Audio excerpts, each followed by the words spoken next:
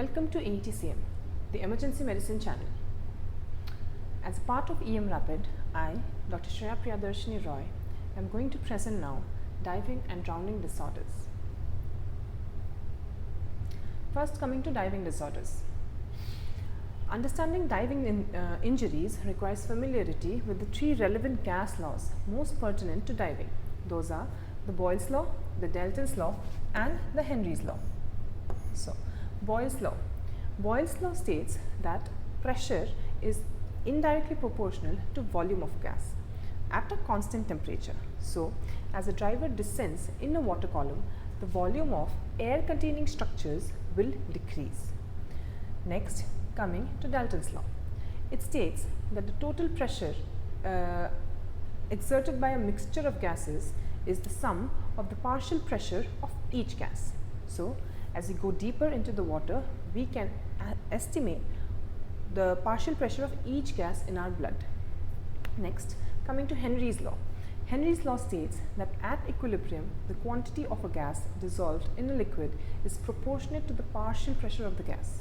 Along with Dalton's law, this explains the uptake of inert gas into the tissues when breathing compressed air at the depth.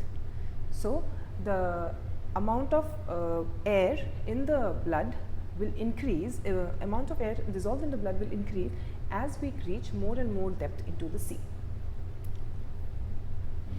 Now, first of all, evaluation of the diver. Before any diving expedition, this is very important. So, first we have to ask the history of the patient. Ask the diver for the complete dive profile, including the time, the depth, the number of dives done that day, and the type of breathing gas used. Additionally, obtain the history regarding the dive itself, the level of exertion, difficulty with equalization, any equipment difficulty, any history of rapid ascent. This is important. Exact history regarding the time and onset of symptoms. Next, physical examination. All divers have to undergo a thorough physical examination, neurological examination, including a full cerebellar and a mental status test. Now, coming to barotrauma of descent.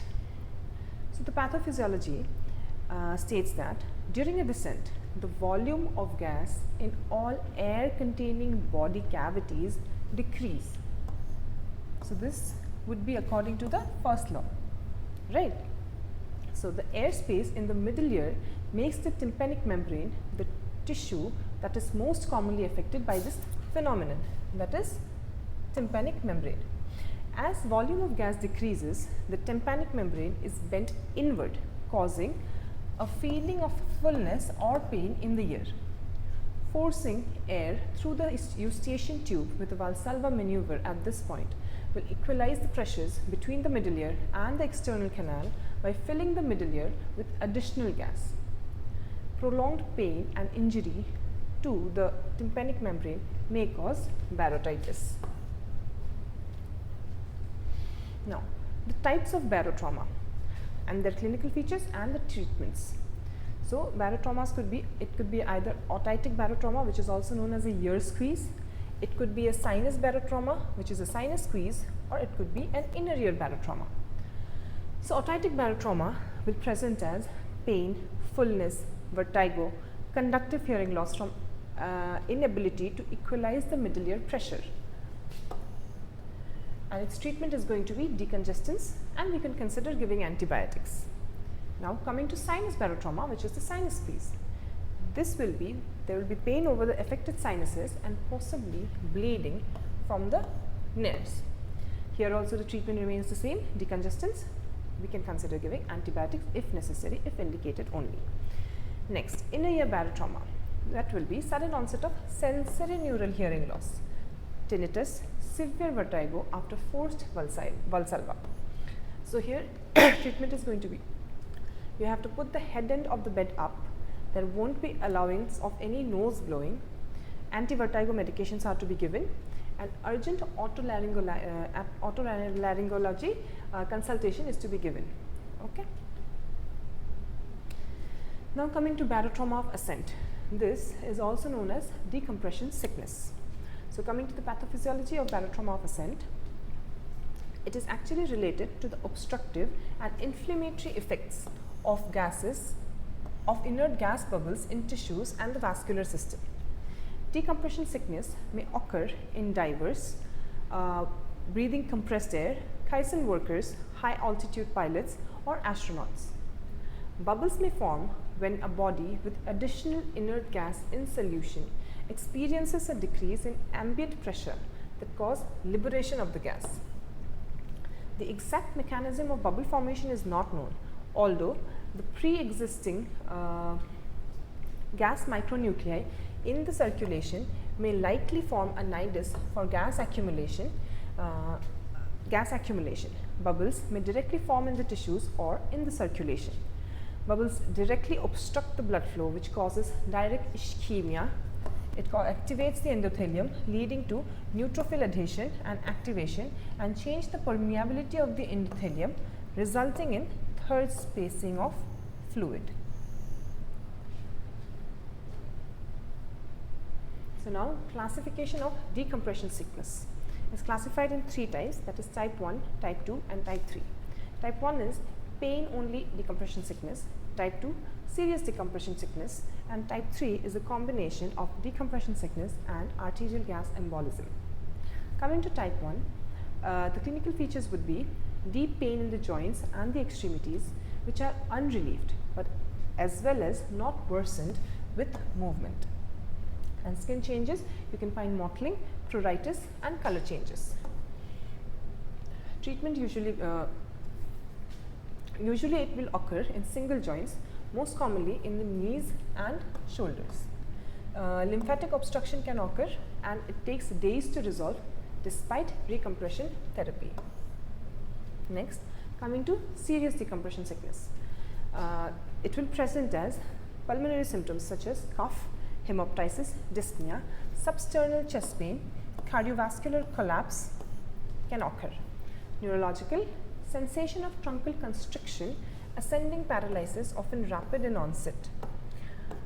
Then vestibular symptoms, which are vertigo, hearing loss, tinnitus and disequilibrium.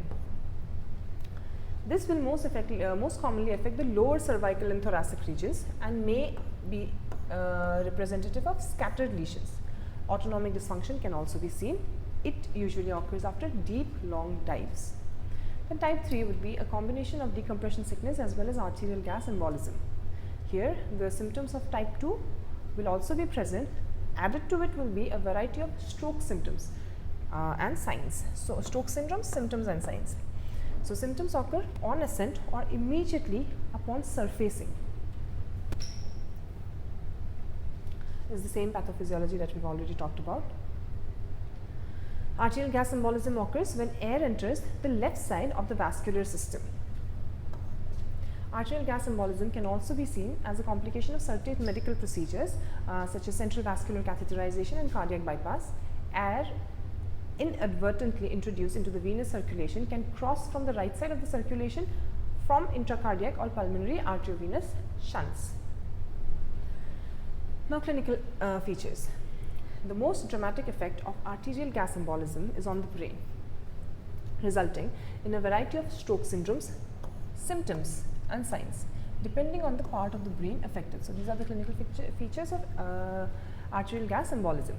So, rarely diving related arterial gas embolism from pulmonary barotrauma causes immediate apnea and cardiac arrest. The mechanism of cardiovascular collapse appears to be air in the entirety of the large arteries and veins of the central vascular blood. The effects of arterial gas embolism secondary to pulmonary barotrauma usually occur on an ascent or immediately upon surfacing. If the victim does not die immediately, the symptoms of cerebral arterial gas embolism often include loss of consciousness, seizures, blindness, disorientation or hemiplegia. Symptoms may spontaneously improve as the gas enters the venous cerebral circulation after a spike in blood pressure. Sometimes, by the time the patient reaches the clinician, the only signs that remain are subtle defects. In particular, parietal lobe signs and symptoms are easily overlooked. A cascade of inflammatory processes also occur in air embolism, just as in decompression sickness. Diagnosis. It is basically a clinical diagnosis based on history and physical examination with limited laboratory testing. There are currently no diagnostic criteria for decompression sickness, but scoring systems are present, but not that much used. Now, laboratory testing. If labs are obtained for evaluating either decompression sickness or arterial gas embolism, it is useful to obtain a complete blood count, a creatinine phosphokinase, liver enzymes, cardiac enzymes. If any chest pain or shortness of breath present, then only. The hematocrit may increase due to hemoconcentration and third spacing of fluids. The creatinine phosphokinase and other enzymes like lactate dehydrogenase, alanine aminotransferase and aspartate aminotransferase will become elevated secondary to systemic distribution of bubbles. The degree of elevation of creatinine phosphokinase corresponds to the embolism severity. Okay. Cardiac troponins may also be elevated and most likely do not represent occlusive coronary artery disease. However, arterial gas embolism and decompression sicknesses are clinical diagnosis and cannot be ruled in or ruled out based on laboratory testing. Imaging. Routine imaging is not indicated. If there is chest pain or shortness of breath, one chest X-ray can be taken to look for pneumothorax, pneumomediastinum or other possible causes of symptoms. An untreated pneumothorax is an absolute contraindication to hyperbaric therapy, which is actually the treatment of decompression sickness. Next, a head CT to rule out neurological symptoms, especially when the cause is unclear, to rule out other causes such as hemorrhagic stroke or SCH. A negative CT does not rule out diagnosis. Findings from decompression sickness and arterial gas embolism may be both found in MRI. Obtaining an MRI should not delay hyperbaric oxygen therapy, but it is not always mandated. You can take a CT or MRI for that matter, but it is not 100% needed to do so. Coming to treatment of decompression sickness and arterial gas embolism. Treatment includes administration of 100% oxygen, increasing the tissue perfusion with IV fluids. Basically, oxygen and IV hydration are the mainstay of treatment. Then rapid recompression and positioning the patient in supine position, that is purely horizontal. We do not want any Trendelenburg or reverse Trendelenburg position in this situation. Recompression therapy is done with 100% oxygen, and it treats this through several mechanisms. The administered pressure decreases the size of the bubbles, and the partial pressure of oxygen in the solution increases inert gas washout from the bubbles as well as the tissues. Because the size of the bubbles as well as the partial pressure of oxygen solution increases inert gas washout. Hyperbaric oxygen therapy also decreases the tissue edema and increases tissue oxygen delivery to ischemic tissues. It also attenuates ischemia reperfusion injury by reducing the neutrophil activation and adhesion to endothelium. Now, management of air gas embolism and compression and decompression sickness. The pre-hospital and the emergency department treatment of arterial gas embolism and significant decompression sickness are the same. Initial treatment includes administration of 100% oxygen and hydration with intravenous isotonic fluid. Definitive treatment is hyperbaric oxygen therapy. Now, coming to the pre-hospital care. We concur with the basic pre-hospital interventions which is proposed in the 2017 expert guideline, which include the following. Number 1, provide normobaric oxygen, that is surface oxygen or 1 atmosphere pressuric oxygen, administered at as close to 100% as possibly, usually given by a non-rebreather mask. Okay. Next, place the patient in a horizontal position. Keep the patient warm but avoid hyperthermia. Hydrate the patient. This is very important. Oral rehydration may be used if it is possible, like mild cases without hemodynamic instability or laboratory abnormalities, but IV hydration with isotonic crystalloid solution should be administered. If necessary, this may be done initially with IV fluid boluses and then an infusion depending on the severity of illness. Then rapid transfer to a higher level of care should be arranged immediately. Ideally, the injured diver should be transported directly to a facility with a hyperbaric oxygen chamber where they can be treated with recompression therapy if necessary. If no such facility is nearby, the diver should be taken to the closest medical facility where an evaluation can be performed and transferred to a hyperbaric chamber arranged. In remote locations, there may be instances where the risk of transport outweighs the potential benefit. However, we recommend that the decision not to transfer be made in collaboration with a physician who is experienced in diving medicine.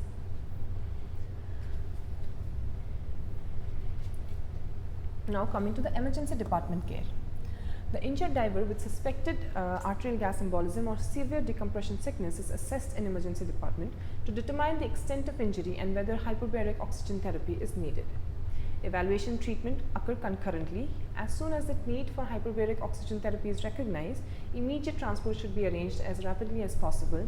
Transport should not be delayed or for any study or therapy except life-saving interventions.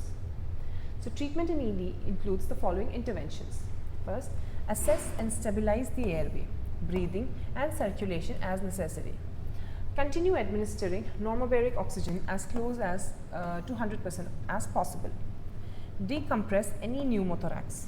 An appropriate thoracostomy device must be in place prior to any recompression treatment to avoid further barotrauma. A pigtail catheter or comparably small device is often sufficient. Continue rehydration. Oral rehydration may be used for mild cases. IV rehydration with isotonic crystalloids is administered for moderately or severely injured cases. Place a bladder Foley catheter if urinary retention is there. Obtain imaging and laboratory studies as indicated by the workup. Severely ill patients should be kept horizontal. For severely injured divers, early administration or prophylaxis against deep venous thrombosis may be needed. Now coming to adjunctive treatments. Several treatments of air gas embolisms and decompression sicknesses are there, including non-steroidal anti-inflammatory drugs like aspirin, then glucocorticoids, lidocaine have been proposed, but none has sufficient evidence to support routine use. An NSAID may be given if there are no contraindications like acute kidney injury or like gastric ulcers. This is done primarily for pain relief. Now coming to hyperbaric oxygen therapy. Recompression in a hyperbaric oxygen chamber is the gold standard of treatment for both DCS, that is decompression sickness, and arterial gas embolism.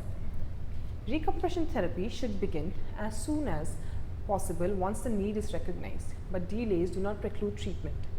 There are many documented cases of marked improvement with delayed therapy, as there is no universally accepted period for delayed presentation for which treatment is considered futile. The exact protocol, duration and number of hyperbaric oxygen treatments is determined by the hyperbaric physician and can be modified based on the patient's response to therapy.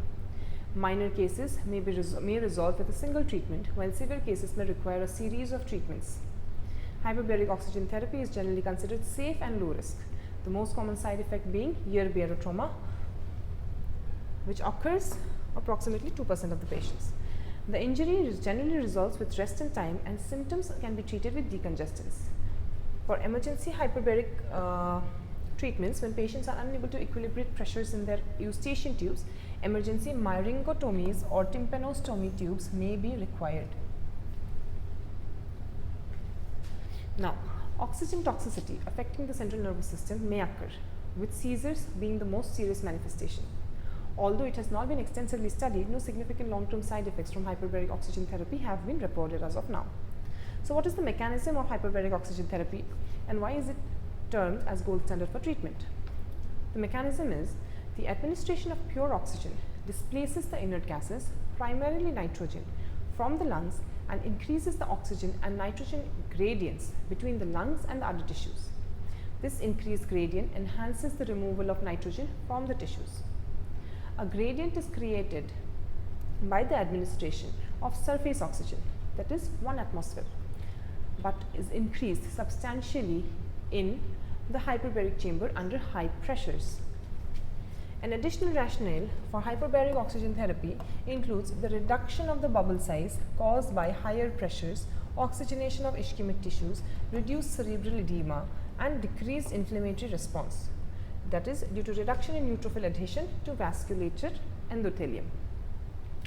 Prognosis. The prognosis for decompression sickness is generally good. Now coming to drowning disorders.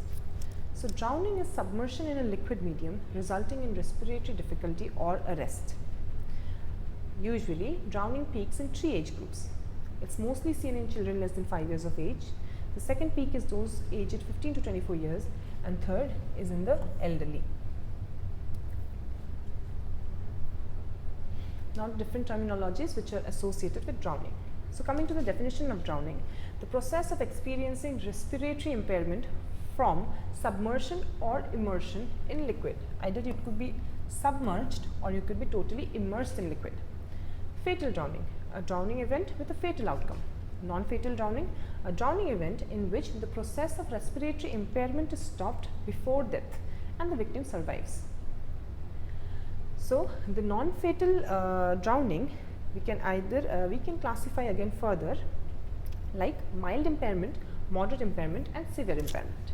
So coming to mild impairment, there will be breathing, involuntarily distressed cough, and patient will be fully alert.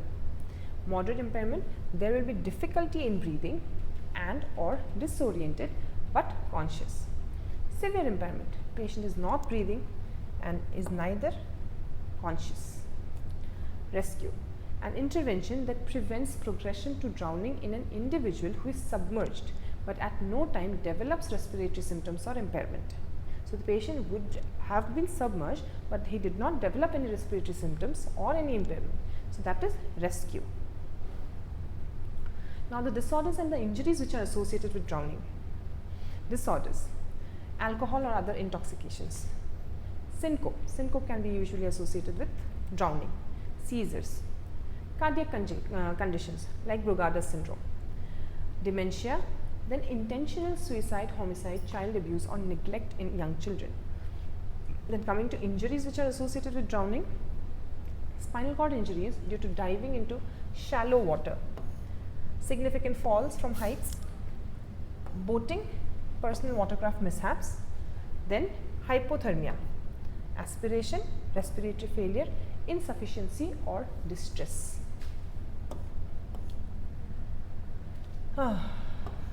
Now coming to the pathophysiology. After submersion, the degree of hypoxic insult to the CNS determines the ultimate outcome. It was previously thought that the parasympathetic activation of the diving reflex, that is bradycardia, apnea, peripheral vasoconstriction and central shunting of blood flow, provided transient protection during submersion. However, in most cases, the diving reflex is overwhelmed by the stimulation of the sympathetic nervous system, yielding no meaningful protection. Cerebral protection in cold water submersions most likely results from rapid CNS cooling before significant hypoxic damage occurs. End organs can also be affected by hypoxemia and metabolic acidosis. Aspiration of substances such as contaminated foreign material, particulate matter, bacteria, vomitus or chemical irritants can affect eventual pulmonary recovery. Electrolyte abnormalities are seldom significant and are usually transient unless there is significant hypoxia, CNS depression, renal injury from hemoglobinuria or myoglobinuria. Then the general mechanism. So drowning typically begins with a period of panic followed by loss of the normal breathing pattern, breath holding, air hunger and struggling to stay above the water. Reflex inspiratory efforts eventually occur, leading to aspiration of water. There will be coughing when water contacts the lower respiratory tract, and within minutes hypoxemia, loss of consciousness followed by apnea. cardiac arrest occurs from hypoxemia and is preceded by bradycardia and pulseless electrical activity rather than a ventricular dysrhythmia. Hypoxemia in turn affects every organ system, with the major component of morbidity and mortality from cerebral hypoxia. The composition of the aspirated fluid is less important than the quantity. Aspiration of 1 to 3 ml per kg of liquid compromises the function of the pulmonary surfactant and leads to respiratory compromise and hypoxemia. Cold water submersion can cause ventricular dysrhythmias. Saltwater drowning that results in cardiac arrest seemingly has worse outcomes, although multiple confounders exist. Water with a high pathogen load, example sewage, increases the risk of infection and sepsis. Organ-specific effects, signs and symptoms. Now coming to pathophysiology of the pulmonary symptoms. So, fluid aspiration results in varying degrees of lung injury. Both salt water and fresh water wash out and destroy surfactant, disrupt the alveolar capillary membrane and increase its permeability. The fluid shift often results in non-cardiogenic pulmonary edema and the acute respiratory distress syndrome. Hypoxemia results from decreased lung compliance, ventilation perfusion mismatch and intrapulmonary shunting. Both saltwater and freshwater drowning cause lung injury and the distinction is no longer considered important. Pulmonary insufficiency can develop insidiously or rapidly. Increased respiratory rate and bronchi, rales or wheezing on pulmonary auscultation can precede more significant respiratory distress and radiologic findings. The chest radiograph or computed tomography, that is CT, at present can vary from normal to localized perihilar or diffuse pulmonary edema. The pulmonary symptoms can develop anytime in the initial 8 hours after a drowning event but are unlikely to develop beyond this initial period. So, 8 hours, 4 to 6 hours, or you can consider up to 8 hours. So, coming to the neurological symptoms. Approximately 20% of non-fatal drowning victims sustain neurological damage from hypoxic ischemic injury, typically from hypoxemia and hypoperfusion during cardiac arrest. Neurologic injury limits functional recovery and results in a long-term sequelae. Central edema, cerebral edema and intracranial pressure elevation, which are sometimes observed approximately 24 hours after the injury, reflect the severity of the neurological insult rather than its cause. Cerebral edema and intracranial pressure. Neurologic injury in a drowning victim can range from subtle signs to comatose, lacking brainstem reflexes. Patients can present with myoclonic jerks or seizure activities.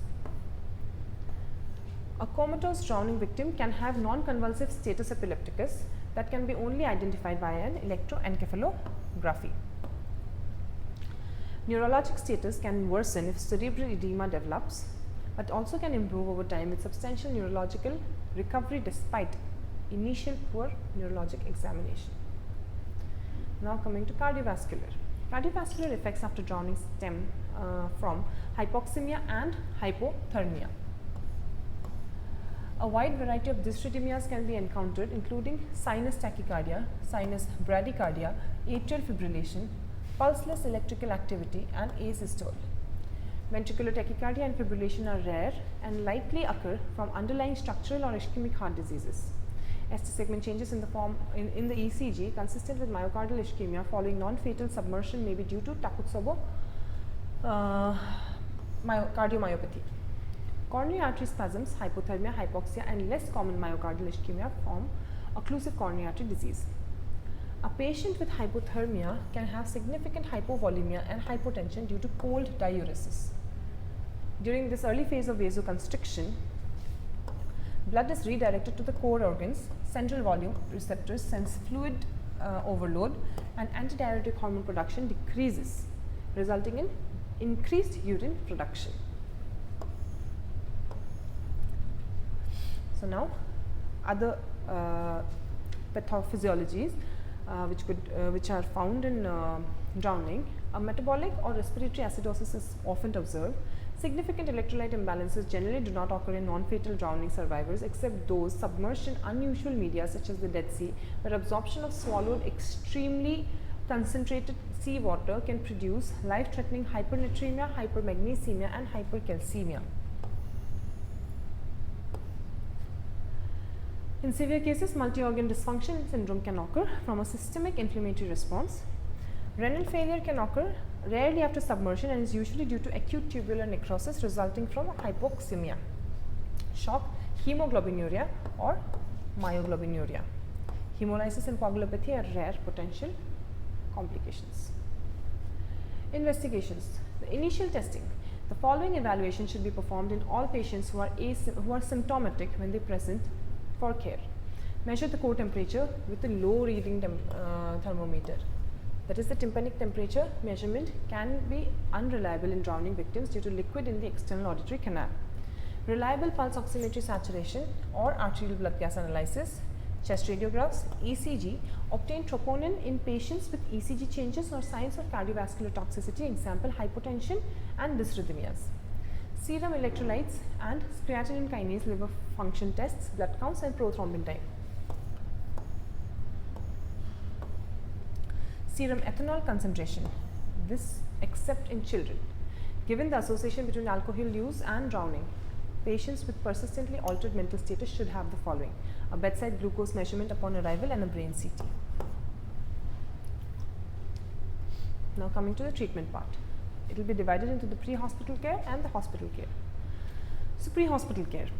Rapid resuscitation of a drowning victim, that is quickly restoring ventilation and oxygenation, optimizes the outcome. After safe removal of the victim from the water, CPR should be initiated as quickly as possible. Trauma as a cause of drowning is uncommon, and the most injured drowning patients have a history of trauma or signs of injury on examination. Cervical spine injury is rare in drowning unless there is a history of diving, falling from a significant height or motorized vehicle crash. Use cervical spine precautions if the history is more likely to be it. Administer high flow oxygen by face mask if the patient is breathing, or by positive pressure bag mask ventilation if the patient is not breathing. If breathing, we'll start with oxygen mask. If not breathing, we'll start with a positive pressure bag valve mask ventilation. For patients who do not recover spontaneous respiratory efforts, endotracheal intubation and positive pressure ventilation is necessary. If no respiratory efforts, we have to go for intubation. All patients with amnesia of the drowning event, loss of or depressed consciousness, or an observed period of apnea, as well as those who require a period of artificial ventilation, should be transported to an ED for evaluation, even if they are asymptomatic at the scene.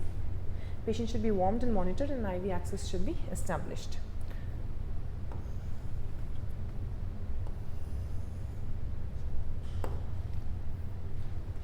Now, palpate the pulses. A careful search for pulse should be performed for at least 1 minute before initiating chest compressions, because sinus bradycardia and atrial fibrillation do not require immediate treatment. Pulses may be very weak and difficulty to palpate if the drowning patient is hypothermic or has sinus bradycardia or atrial fibrillation. Begin rescue breathing. Bystanders should begin conventional CPR, that is starting with the rescue breaths, as soon as possible. Ventilation is generally considered the most important initial treatment for victims in cardiac or respiratory arrest from submersion injury, since the arrest is typically due to hypoxemia. Rescue breaths are particularly important as compared with the non-submersion adult cardiac arrest patients, where immediate uninterrupted chest compressions are emphasized. If the rescuer is unable or unwilling to perform rescue breaths, then they should be instructed to perform compression-only CPR. Do not delay rescue breathing to perform Heimlich maneuver or other postural drainage techniques that attempt to remove water from the lungs, as they are of no proven value. Then begin with chest compressions. Chest compressions should not be attempted in open water, but can be attempted on a boat if conditions allow and rescuers are trained and focus on performing high quality compressions, which are technically more difficult on a boat. Then administer automated external defibrillator if required. If an AED is available and recommends defibrillation, the delivery of a shock should be performed and is safe for a drowning victim. However, before applying the AED pads, the patient's wet clothes need to be removed, and the chest, the neck and the upper abdomen should be dried. The care team should be ideally dry as well. Now, providing supplemental oxygen. High flow oxygen delivery system should be used to ensure adequate oxygenation of spontaneously breathing patients. Administer 100% oxygen initially until oxygen saturation can be measured. Then titrate inspired oxygen percentage to maintain the patient's saturation in a normal range to avoid complications of hyperoxia. Manage the airway. Patients with apnea respiratory distress who are unable to protect their airway should be tracheally intubated via standard advanced airway principles. If equipment is available, otherwise bag and mask ventilation remains a reasonable approach during early care and pre-hospital transport. Particularly in areas with a high risk of respiratory infection from coronavirus or comparable pathogens, bag and mask devices should be equipped with high efficiency particulate air filters. Coming to the temperature, keep the victim warm. Attempts at rewarming hypothermic patients with a core temperature of less than 33 degrees Celsius should be initiated either by passive or active means as available. Then cervical spine immobilization is not routinely needed. It is uncommon in non-fatal drowning victims unless there are clinical signs of injury or a concerning mechanism, that is a dive into shallow water. Routine cervical immobilization is not recommended since it can interfere with essential airway management.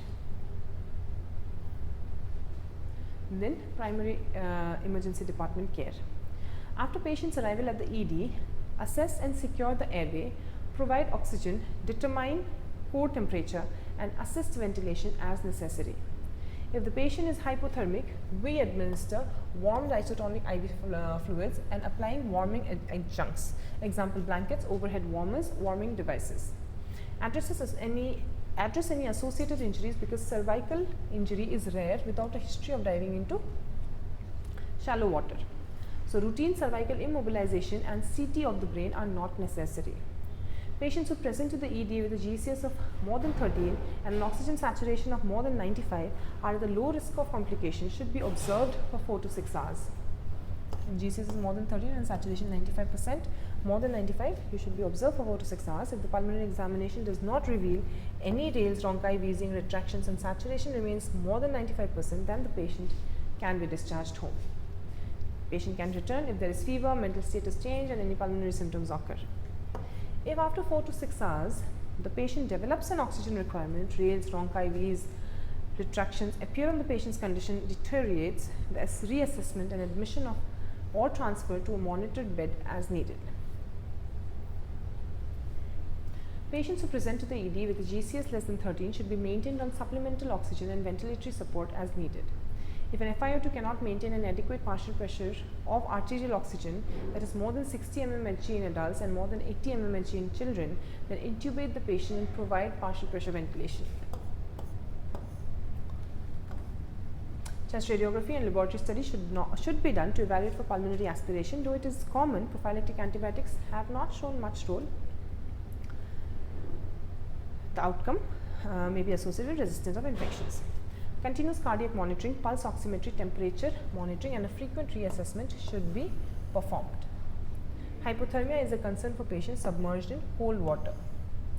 If the patient is normothermic upon arrival in ED and in cardiopulmonary arrest or asystole, serious thought should be given to discontinuing efforts because recovery without profound neurological complications is rare.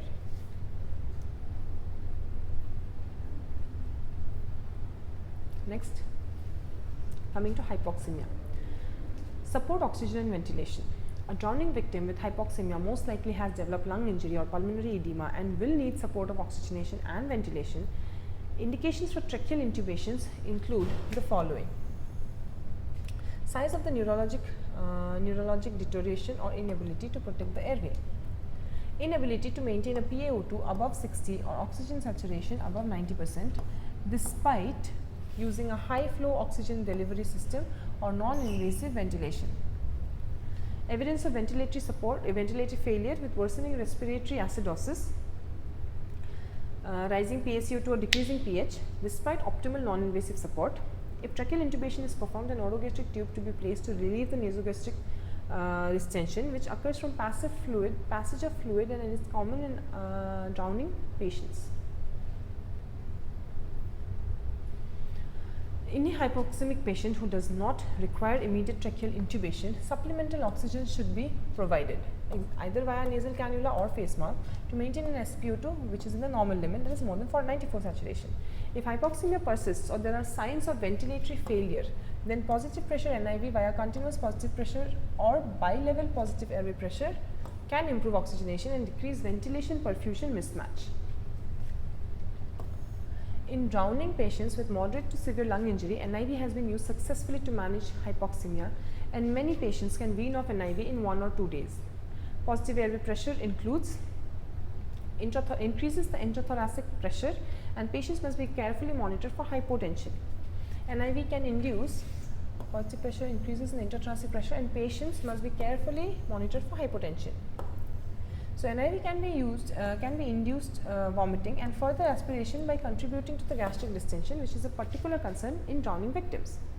Positive pressure ventilation, either non-invasive or invasive, improves the hypoxemia in drowning patients by maximizing and maintaining alveolar recruitment and thereby reducing ventilation perfusion mismatch. High positive and expiratory pressures may also improve gas exchange by promoting the resorption of fluid from the alveoli into the vasculature. Now, ventilatory strategies. Increase the PEEP if needed to achieve adequate oxygenation. Use lung protective strategies, which would include starting with a low tidal volume of 6 ml per kg ideal body weight.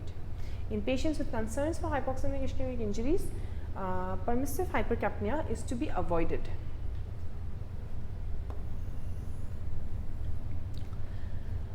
Role of bronchoscopy. There is actually no role of routine bronchoscopy in a drowning victim unless there is clear evidence of aspiration of foreign material.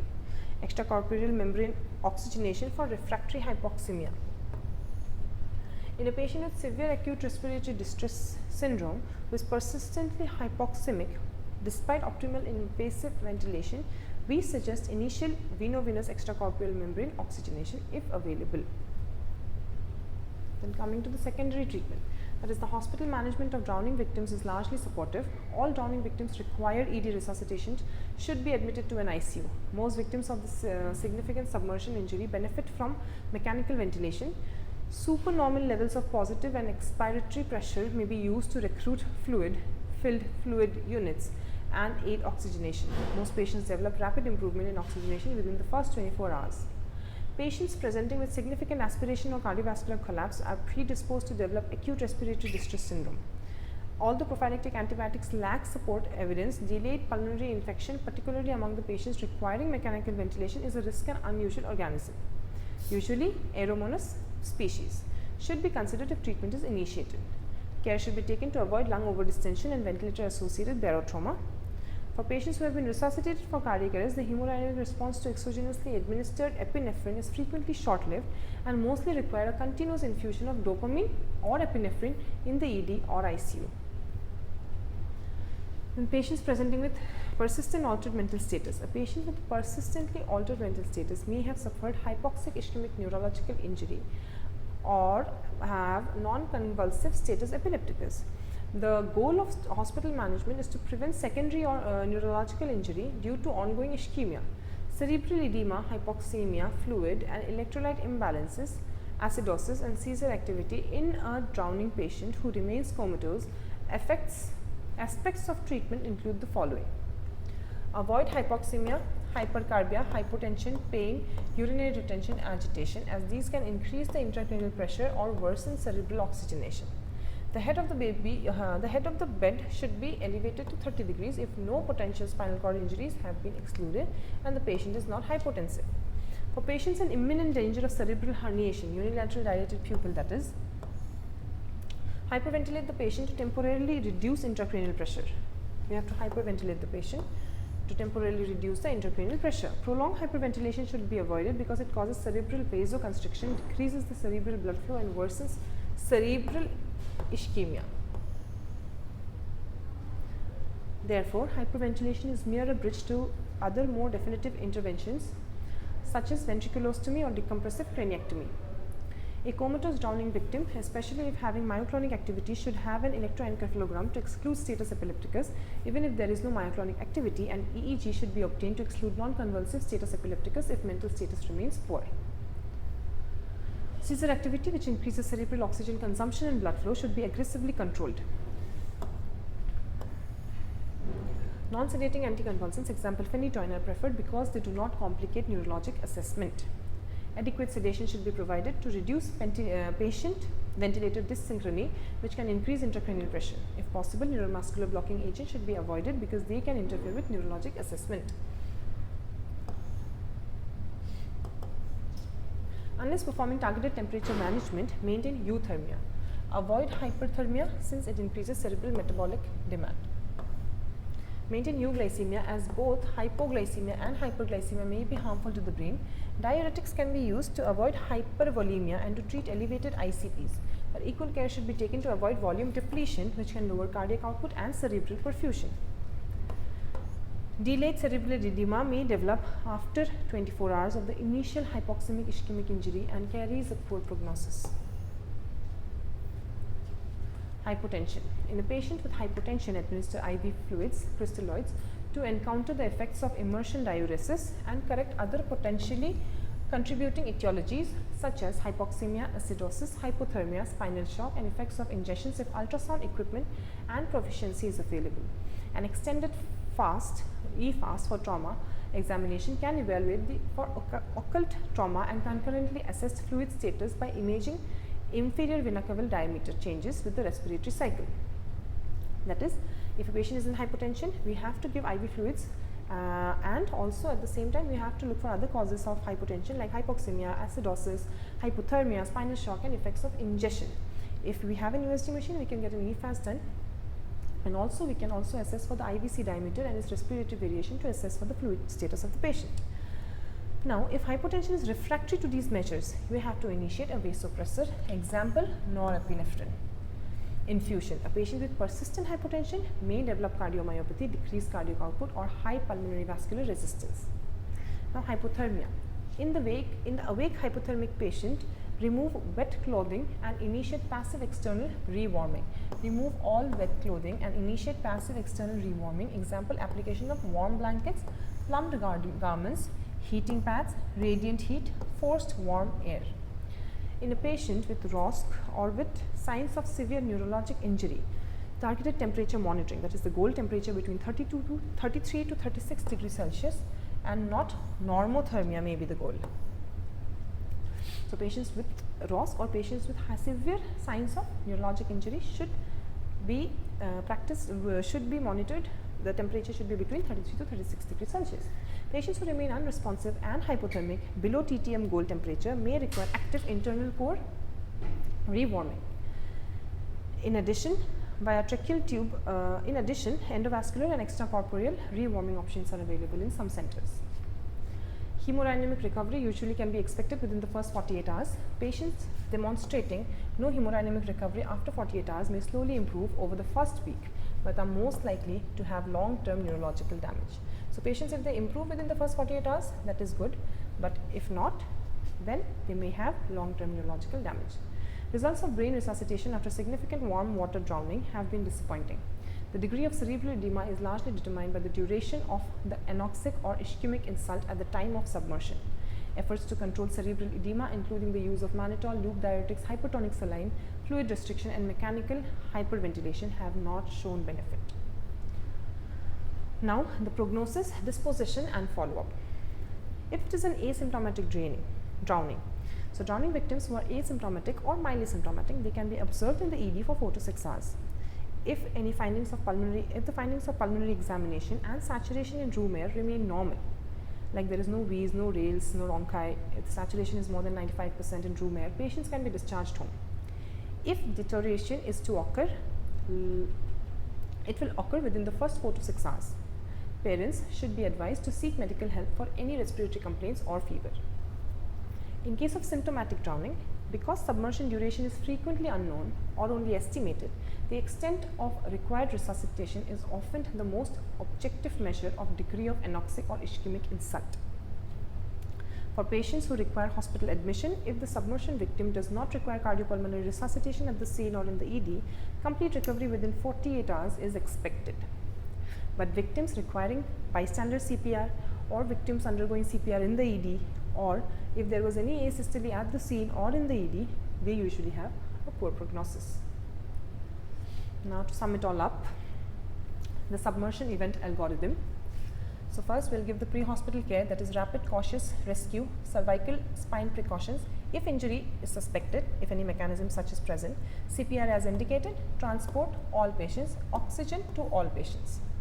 Then coming to the emergency department care, airway breathing circulation is to be assessed, address any problems, you have to determine the GCS and treat any associated injury or condition, example hypovolemia, hypothermia, seizure, myocardial infarction, etc. If the GCS is more than equal to 13, where the saturation is more than equal to 95% in room air, you have to clear the cervical spine, monitor the oxygen saturations and do the ancillary tests if only indicated. You observe the patient for 4 to 6 hours. Then, if the oxygen saturation and pulmonary examination are normal, the patient may be safely discharged home. If the saturation is less than 95 or the patient has abnormal physical finding, example rales, rhonchi, wheezing, retractions, etc., approach as GCS less than 13. So what is GCS less than 13? In the AD department, patient came, we assessed the GCS. Now coming to GCS less than 13 or a saturation less than 95%. First we have to clear the cervical spine, see the oxygen saturation, keep oxygen, supplemental oxygen as necessary to keep saturation above 95%. Endotracheal intubation and positive pressure ventilation as needed, that is CPAP and PEEP if only required. Then ancillary tests, we have to consider here a chest X-ray, a CBC, electrolytes, glucose, troponins, transaminases, CK levels, urine myoglobin and urine drug screen. We have to monitor the acid-base status, temperature, volume status. Then patient needs to be admitted or transported to a facility for inpatient ICU monitoring. So that is all about diving and drowning disorders. I hope you guys understood and it provides useful to you. Thank you.